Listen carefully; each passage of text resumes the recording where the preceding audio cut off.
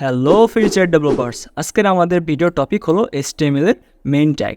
তো চলুন শুরু করা যাক।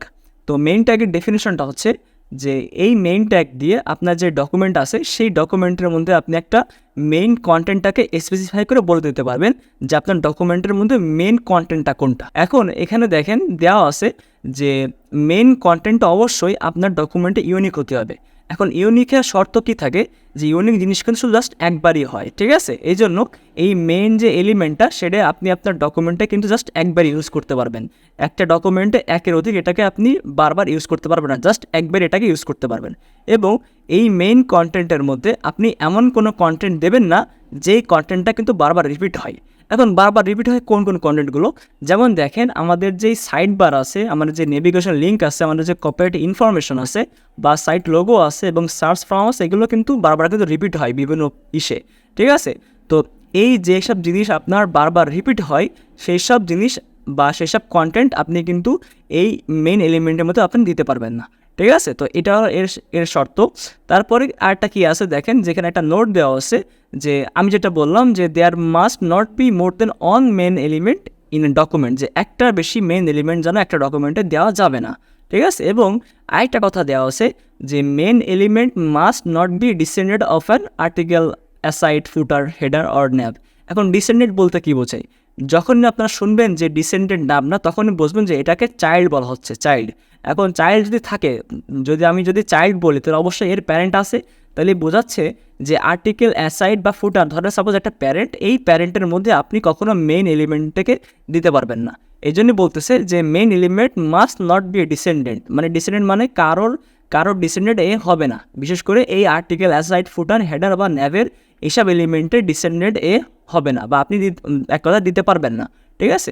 তো এবং এইটাকে কিভাবে লিখবেন, এখানে দেখেন একটা উদাহরণ দেওয়া আছে যে একটা মেইন ট্যাগ নিছে এবং মেইন ট্যাগ শেষ করছে, এবং এর মধ্যে যে দেখেন H1 AP আর্টিকেল এসব সব কিছু নিয়েছে, কিন্তু এই আর্টিকেলের মধ্যে কিন্তু মেইন ট্যাগ নিইনি, বা এই H2 মধ্যে কিন্তু কোনো মেইন ট্যাগ দিইনি। তার মানে বুঝতে পারছেন যে অবশ্যই আপনাকে মেইন ট্যাগ জাস্ট একবারই দেবেন, কিন্তু এটা কারোর ডিসেন্ডেন্ট হবে না, ঠিক আছে? তো এখানে আমরা একটু জাস্ট দেখে আসি।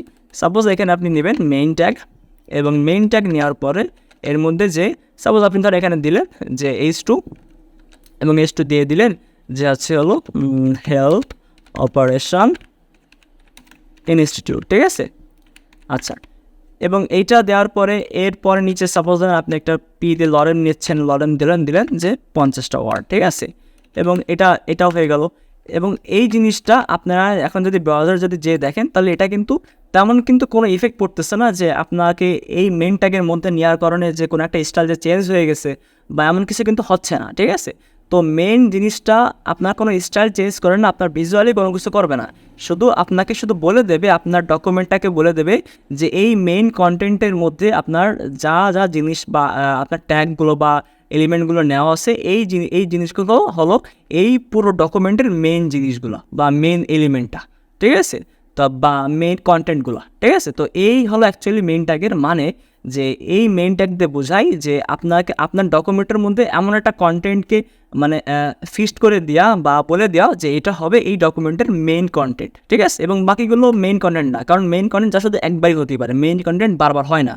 এজন্য আপনারা মেইন কন্টেন্ট জাস্ট একবারই দিবেন আপনাদের ডকুমেন্টের মধ্যে, এবং ডকুমেন্টের মধ্যে দেওয়ার পরে আপনাদের যদি ওয়েবসাইটে যদি কোনো এমন যদি কোনো লেখা থাকে, এমন যদি কোনো আর্টিকেল মানে থাকতে পারে, এমন যদি কোনো প্যারাগ্রাফ থাকতে পারে বা হেডিং থাকতে পারে, যেগুলো আপনার ওয়েবসাইটে শুধু মানে মেইন জিনিস হিসেবে গণ্য হবে, তাহলে সেটা আপনি এই মেইন ট্যাগ বা মেইন এলিমেন্টের মধ্যে আপনার নিতে পারবেন, ঠিক আছে? বা নেবেন, ঠিক আছে? তো এইটাই ছিল অ্যাকচুয়ালি মেইন এলিমেন্টের কাজ এবং মেইন ট্যাগের কাজ। তো আশা করি সবাই বুঝতে পারছেন ইনশাআল্লাহ। তাহলে পরের ভিডিওতে দেখা হবে। আল্লাহ হাফেজ।